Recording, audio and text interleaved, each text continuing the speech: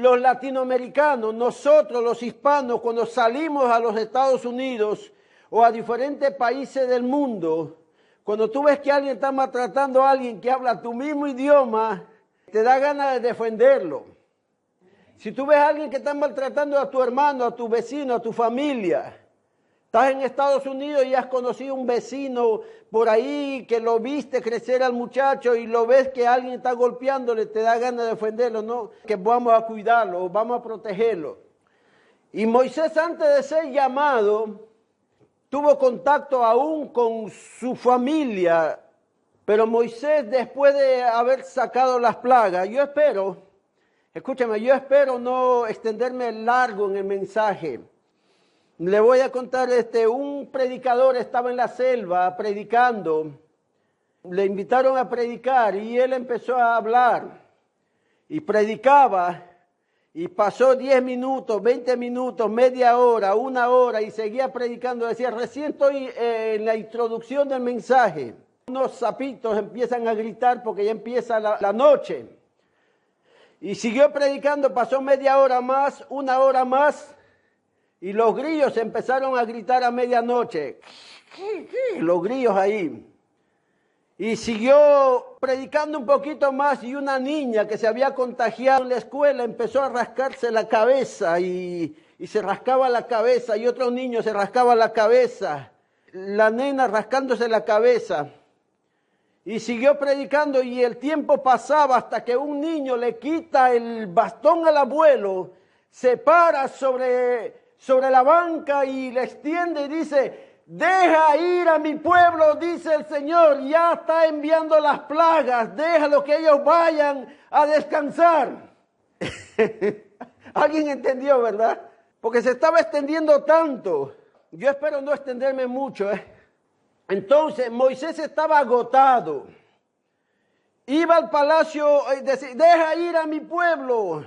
El faraón maltrataba más al pueblo y venía una plaga. Después de una plaga Moisés se presentaba de nuevo, deja ir a mi pueblo. Y así estaba Moisés mucho tiempo con las plagas. Su mismo pueblo que él trataba de liberar le decía, Moisés, no vayas a liberarnos. Cada vez que tú vas al faraón a decirle que nos deje libre, el faraón nos maltrata más. Moisés estaba tan agotado, tan cansado. Él había pasado preparándose 40 años prácticamente para volver a Egipto y liberar ese pueblo. Moisés estaba cansado. Moisés obedecía la voz de Dios, pero estaba agotado. Así hay muchos padres de familia, muchas mamás, muchos pastores, muchos ministros, muchos cantantes, muchos jóvenes. Le sirven al Señor, pero llega un momento que se sienten cansados. Jóvenes que le sirven al Señor tienen que lidiar entre la universidad, la escuela, la casa, los amigos, la iglesia y preparar algo para servir al Señor. Eso agota, eso cansa. Y a veces cuando la familia da la espalda y no quiere que tú le sirvas al Señor, también agota, cansa. O pastores que han tenido que atender la obra de Dios muchas veces sin el apoyo de sus esposas. O mujeres que aman a Dios han tenido que atender la obra de Dios sin que el esposo los apoye, al contrario, les hace la guerra. Entonces la solución es esto, y el tema de esta mañana es: enamórate de la presencia de Dios. Busca la presencia de Dios. Dios sabía que Moisés estaba agotado. Dios sabía que Moisés tenía que cruzar otros 40 años el desierto. Ahora con todo ese pueblo rebelde, contumaz, de duro corazón. Un pueblo engreído, un pueblo convenido, buscando siempre su conveniencia. Moisés estaba agotado y llega un momento, Dios le dice: Moisés, yo iré contigo y vas a descansar. Moisés estaba tan enamorado de la presencia de Dios que Moisés le dijo: si tu presencia no va conmigo, yo no voy. Si tu presencia no va con nosotros, no damos un paso más adelante. Le decía, Señor, yo estoy agotado, estoy cansado. ¿Cuántas veces los ministros, los pastores, a veces oran, ayunan, se esfuerzan, atienden, animan, le dan lo mejor que pueden a veces a los miembros, las ovejas del Señor, y a veces las ovejas del Señor ni agradecen? Buscan a cualquier pequeño error y dan la espalda y dicen, no, yo no voy por esto. Y así era el pueblo de Israel, rebelde, engreído. Entonces vamos a leer en Éxodo 33 del 9 al 15. Yo quisiera leer un poquito. Dice así la bendita palabra del Señor. Si he hallado gracia a tus ojos, te ruego que me muestres ahora tu camino para que te conozca. Y halle gracia en tus ojos y mira a esta gente que es pueblo tuyo. Él le dijo, tu presencia irá contigo, te daré descanso. Y Moisés respondió, si tu presencia no va conmigo, no nos saques de aquí. Uno no puede caminar buscando su voluntad, uno no puede buscar su conveniencia antes de lo que Dios quiere en su corazón. Y Moisés decía, Señor, si tu presencia no va con nosotros, no nos saques, por favor. Porque fuera de la voluntad de Dios las cosas se empeoran. Podemos ver los hogares que dan la espalda a Dios. Esos hogares a veces terminan cada vez peor en peor. Cada vez empeoran las cosas. Y Moisés empezó a decir, Señor, muéstrame tu gloria para que el pueblo también vea tu gloria. Porque si tu presencia no va... O sea, Moisés estaba enamorado de la presencia de Dios. La Biblia nos dice en Santiago que el Espíritu Santo nos anhela, también quiere tenernos, quiere apapacharnos. ¿Saben la palabra apapachar? Apapachar es dar un abrazo de oso así, pero no rompecostillas, sino lleno de amor. En el tiempo de Israel, en tiempo bíblico y en este tiempo moderno hay tantos dioses. Vamos a poner dioses entre paréntesis, entre comillas, dioses con D minúscula, que pueden satisfacer al hombre. Entre paréntesis también, hay un Dios del dinero, hay Dios de sexualidad, hay Dios de materialismo, hay Dios de hedonismo, que el hombre se ama y todo es para él, para su cuerpo. De igual manera una mujer, todo es para ellos. Lo que trabajan lo invierten a veces en uñas, en pelos, en operaciones. O sea, hay tantas cosas que el hombre o la mujer busca para ellos. Hay tantos Dios. Porque hay gente y hay cristianos que se enamoran del único Dios verdadero. Les voy a explicar algo. Dios nunca falla. Y hay personas, por más que enamorados que estén, por más que estén sirviendo al Señor, a veces están en lugares del África, de la India, en Sudamérica, en algún lugar, sufren, pasan hambre. A veces los hijos, cuando van a hacer misiones, los hijos se enferman y se mueren. A veces pierde al esposo o a la esposa, pierde la familia. Pero ellos siguen sirviendo al Señor porque están enamorados de Dios. Tienen pasión por las almas. He estado con familias de parejas, de esposos de más de 30, 40 años, 50. Uno de ellos tenía hasta 70 años de casados. Y cuando le preguntan, ¿por qué tú sigues con ese viejo? Lo dicen de cariño. ¿Por qué tú sigues con esa señora, con esa vieja? Porque ya llevan más de 60 años de casados. ¿Por qué a los 40 no cambiaste?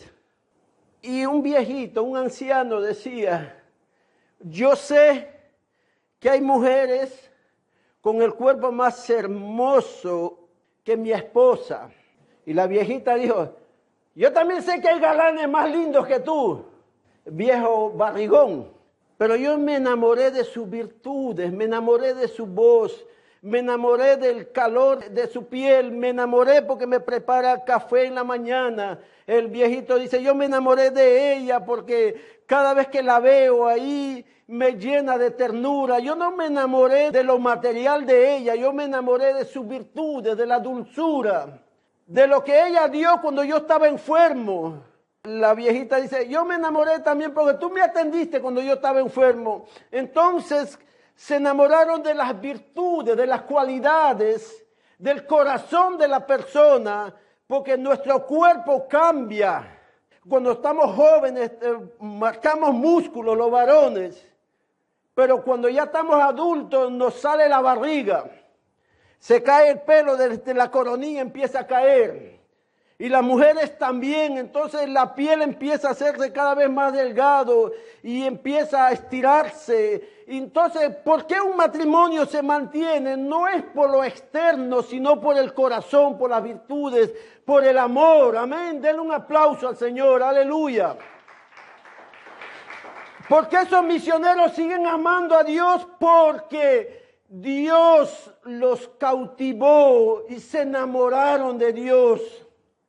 Se enamoraron de su presencia, se enamoraron de su obra, fueron atrapados dentro de lo más tierno y sencillo y humilde y precioso que es el corazón de Dios.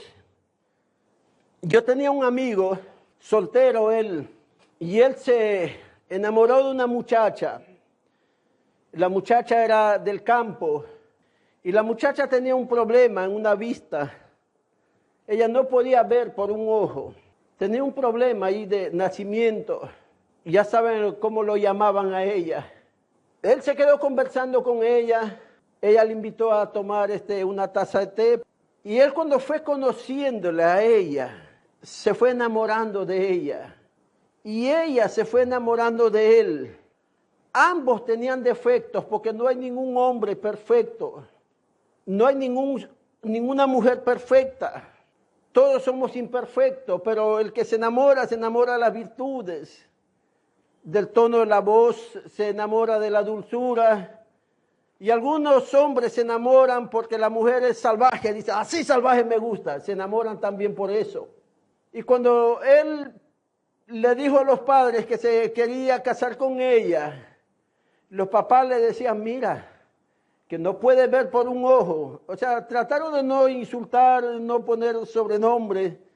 Y él decía, no importa si tengo que trabajar 10 años para juntar dinero y hacer que ella pueda ver o hacerle una cirugía para que se vea mejor esa parte del ojo, lo voy a hacer porque estoy enamorado de ella.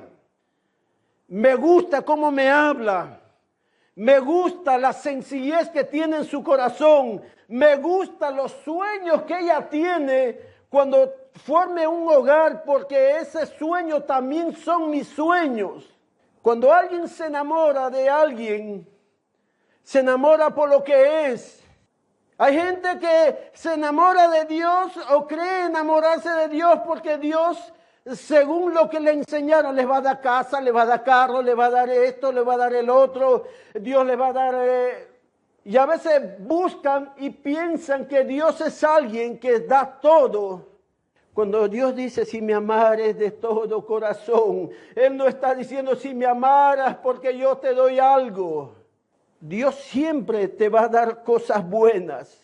Dios, si no tienes casa y tú le sirves, Dios te va a dar una casa. Y si no te da una casa, va a permitir que tú vivas en otro lugar, pero vivas como rey, como reina, porque Dios te va a poner una cama cómoda, aunque no sea tuyo, pero Dios va a hacer lo posible para que tú vivas mejor, porque la naturaleza de Él es así. Dios tiene siempre pensamientos de bien y no de mal. Pero no se deben enamorar del Señor por lo material, sino porque su presencia está con la iglesia. Denle un aplauso al Señor todos los días. Gloria sea al Señor. ¿Por qué la presencia de Dios nos da descanso? Si yo estoy enfermo, estoy a punto de morir, yo sé que si estoy con el Señor, El día que me toque cruzar el río de la muerte, estaré con el Señor. Ya no tengo miedo ni infierno, no tengo miedo a nadie. Y si alguien me amenaza de muerte, no tengo miedo, porque la misma presencia de Dios me da descanso. Cuando vino el huracán, yo estaba en la puerta de casa con un palo. El viento venía como si fuera, no sé, un brujo que tiene asma gritando. El viento ahí. Yo estaba con un palo y un martillo. No era para dar a alguien en la cabeza si viniera. No era para trancar la puerta a la ventana si se quería llevar. Y mi familia estaba allí. Yo me imagino algo. La menor de la casa, que es Paola, estaba Migdalia atrás mío también, por si acaso, con otro palo.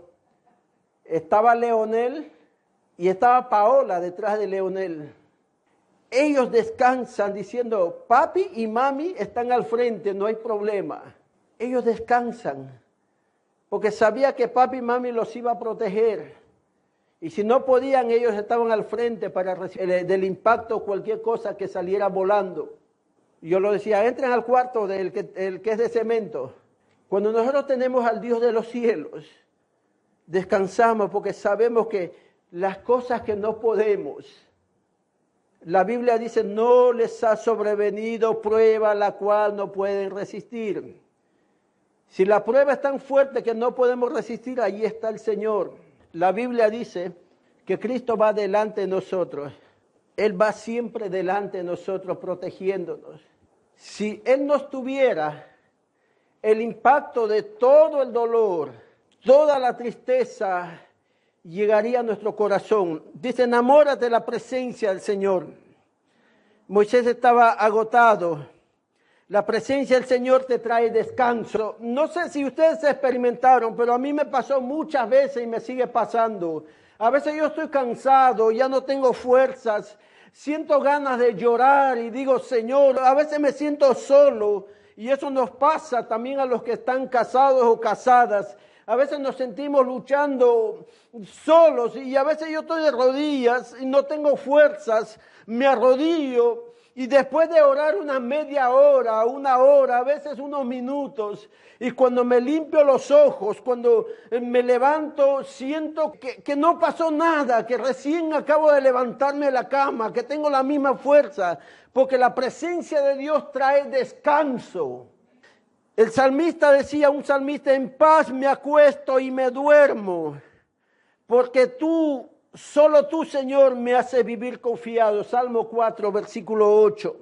Jesús decía que hallarán descanso para su alma en Mateo 11, 29.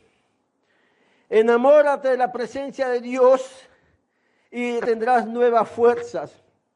Cuando los predicadores vamos a predicar a las casas, esto pasa por Centro, Sudamérica, por muchos lugares en el mundo.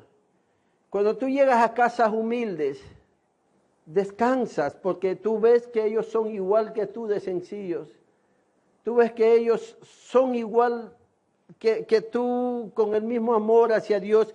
Uno descansa cuando alguien tiene la presencia de Dios en su casa. Jesús cuando mandó a predicar, Él le decía lo siguiente, cuando toquen una casa y les abran la puerta, si hay un hijo de paz, la paz de ese hogar reposará sobre ti. O sea que cuando alguien sale a predicar casa por casa, uno siente la presencia de Dios en un hogar donde está la presencia de Dios. ¿Me entendieron? Uno siente y uno descansa. Uno siente, cuando visitas ese hogar, tú sientes como si fuera tu propia casa.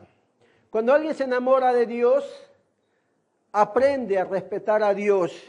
El temor a Dios se ha perdido en las iglesias, en muchos cristianos en estos últimos tiempos. Se ha perdido el amor de Dios. La gente a veces no respetan las cosas del Señor.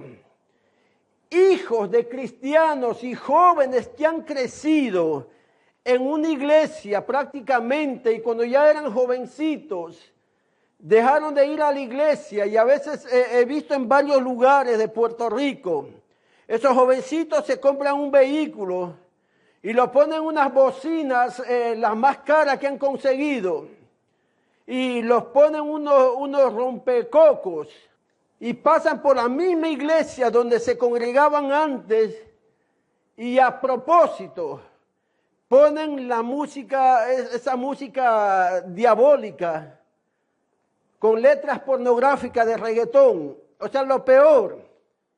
Y a propósito pasan por ahí y no se atreven y no quieren bajar el volumen, al menos porque pasan por la casa de oración donde crecieron. No hay temor. A veces hay congregaciones donde hay grupos. Esta familia no se lleva con esta familia. Congregan en la misma iglesia, pero a veces no se hablan. Hay gente que ha perdido el temor a Dios.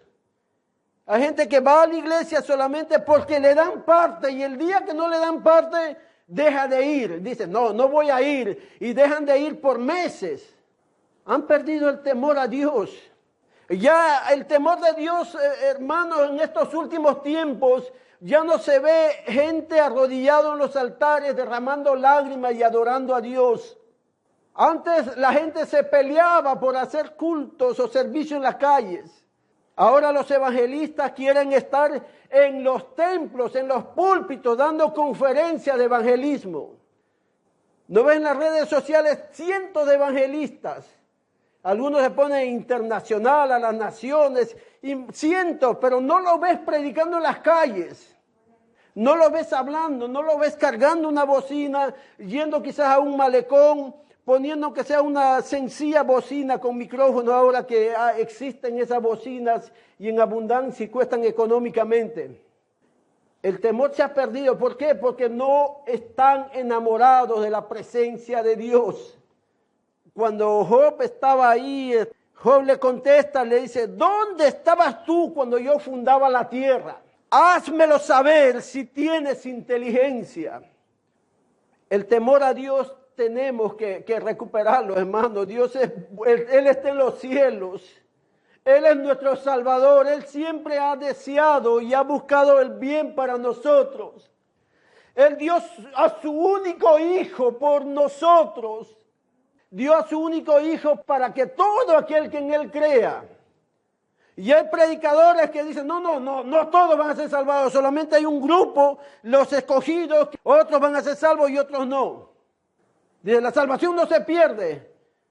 Dios dio la oportunidad a todos y ellos dicen, no, solamente hay un grupo y los restos no. Pero la salvación va a ser para todo aquel que en Él crea.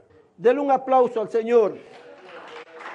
La salvación y la sangre preciosa y la oportunidad de salvación es para todos. Servir al Señor no es fácil. Y para valientes que están enamorados del Señor. Enamórate del Señor, encontrarás descanso en Él. Dios te va a proveer todo lo que te falta en tu vida en esta tierra. Solamente enamórate de Él y sírvalo a Él con todo el corazón. Un joven me dijo, yo quiero que mi novia sea así. Yo digo, qué bueno, estás pidiendo a alguien perfecta para ti. Solamente una pregunta, ¿tú eres perfecto? ¿Tú eres perfecto para que pidas una cosa tan perfecta? Dios nos amó como éramos. Pedro le falló, le dio la espalda. Es más, hermanos, si analizamos finamente, con esto termino, si analizamos finamente, Pedro habló unas palabras horribles al negar a Jesús. Pedro prácticamente trapeó con el nombre de Jesús por el piso. La Biblia dice que no habló palabras escogidas, no, que él habló como el pescador tosco que era antes de conocer al Señor. No lo conozco. Y maldijo. ¿Ustedes saben algunos borrachitos cómo maldicen aquí en Puerto Rico? Pedro maldijo. Judas le traicionó. Pero Judas dijo, Jesús vale un poquito más. Se atrevió a pedir dinero por Jesús. Judas se atrevió a cobrar dinero por Jesús porque consideraba que Jesús valía algo. Pero Pedro no, Pedro maldijo. No lo conozco. y maldijo, usó palabras horribles. Si Judas quizás no le traicionaba, posiblemente, pueden decir, Pedro quizás lo traicionaba porque él era tan intemperante. Y quizás al traicionarle, Pedro hubiera dicho, no me des nada, no sirve para nada. La Biblia dice que maldijo, lanzó maldiciones. Digo posiblemente, ¿verdad? No estoy diciendo que así sea, pero vemos la reacción en momentos difíciles, cómo actuó uno y cómo actuó el otro. Pero aún así, a Pedro, ¿qué pasó Jesús?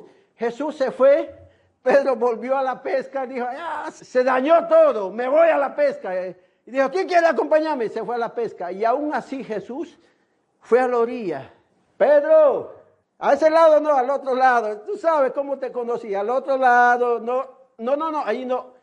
Hemos estado pescando, no, al otro lado, tira la red al otro lado. Y cuando Pedro le reconoció, dijo, Pedro, ¿me amas? Jesús le estaba demostrando que le ama porque no le perdonó. Le dijo, ¿me amas? Pedro le dijo, sí, ¿me amas? Señor, tú lo sabes. Pedro me ama. ¡Kikiriki! Apacienta mis ovejas. El kirikiri tenía que salir ahí. ¿Saben? Y Jesús lo amó. Dios nos ama tal como somos. Jesús nos dijo, ama a tu enemigo. Sabe que tu enemigo siempre va a buscar hacerte daño, pero Jesús ama a tu enemigo. En otra palabra, enamórate. En otra palabra, dele el amor de Dios a esa persona. Cuídalo. Si tú amas a alguien que es tu enemigo, ya no tienes enemigo, tienes a alguien a quien darle el amor de Dios. Pero eso tiene que significar algo. Si hay alguien que te está haciendo daño, perdónalo, ámalo, pero aléjate si te hace daño. Aléjate y deja que Dios trate con esa persona. Amén. Cuando hay un cambio, y si Dios te permite, puedes seguir quizás conversando. Pero mientras que no hay un cambio, te va a seguir haciendo daño. Amén. Te va a seguir haciendo daño. Vamos a orar.